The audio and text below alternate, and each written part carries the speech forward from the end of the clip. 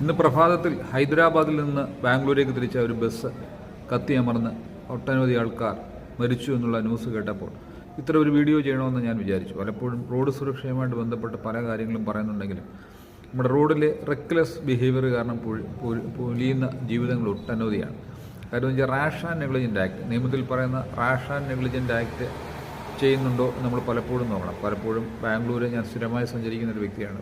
ബസ്സിൽ കയറി രാത്രിയിലൊക്കെ ഉണർന്ന് നോക്കിയാൽ ഭയപ്പാടുണ്ടാകും. അതുപോലെയാണ് നമ്മൾ ഉണർന്ന് ഡ്രൈവറിൻ്റെ ഓടിക്കുന്ന സ്ഥലത്തോട്ട് നോക്കിയാൽ അത് മരങ്ങളൊക്കെ മിന്നി എത്ര കിലോമീറ്റർ സ്പീഡിലാണ് പോകുന്നതെന്ന് പോലും അറിയില്ല. കല്ല് കയറ്റി വെച്ചാൽ ഓടിക്കുന്നതെന്ന് പോലും അറിയില്ല. അത്ര സ്പീഡിൽ പോകുന്ന വാഹനങ്ങളിലൊക്കെ സഞ്ചരിക്കുമ്പോൾ ഇതൊരു റാഷ് ആൻഡ് നെഗ്ലിജൻ്റ് ആണെന്ന് തന്നെ പലപ്പോഴും തോന്നിയിട്ടുണ്ട്. പലപ്പോഴും ചെറിയ വാഹനങ്ങളെ ഒന്നും മൈൻഡ് ചെയ്യാതെ വളരെ സ്പീഡിൽ ഹെവി വെഹിക്കിൾസ് പലതും, ബസ്സുകൾ മാത്രമല്ല പലതും പോകുന്ന ഇങ്ങനെ കണ്ടിട്ടുണ്ട്.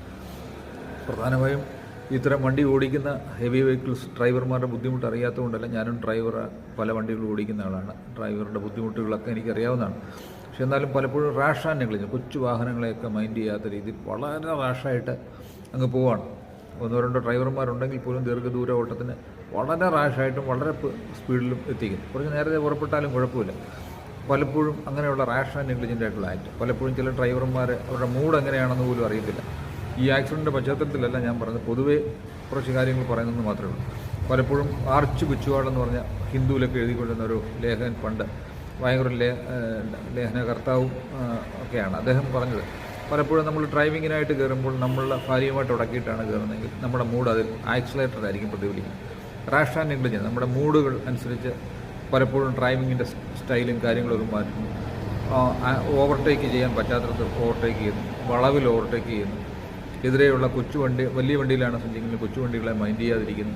ഇതെല്ലാം നമ്മുടെ മൂഡ് അനുസരിച്ച് മാറിക്കൊണ്ടിരിക്കും. അത് ശരിക്കും അങ്ങനെ പാടില്ല. നിയമത്തിൽ പറയുന്ന റാഷ് ആൻഡ് നെഗ്ലിജൻ്റ് ആയിട്ട് ഇതിപ്പോൾ അവരുടെയും കുഴപ്പമൊന്നുമില്ല. ഈ ബാംഗ്ലൂർ ഇപ്പം വന്നുകൊണ്ടിരുന്ന ഈ ബസ് കത്തിയത് അതിൻ്റെ പെട്രോൾ ടാങ്കിൽ വന്ന് ഒരു ബൈക്ക് ഇടിച്ചിട്ടാണ് ഇത് സംഭവിച്ചത്. പക്ഷേ ഞാൻ പൊതുവെ ജനറലായിട്ട് ഈ കാര്യങ്ങൾ പറഞ്ഞു എന്നുള്ള മാത്രമേ ഉള്ളൂ. റാഷ് ആൻഡ് നെഗ്ലിജൻ്റ് ആയിട്ടുള്ള നമ്മൾ വണ്ടിയിൽ ഡ്രൈവ് ചെയ്യാൻ പാടില്ല.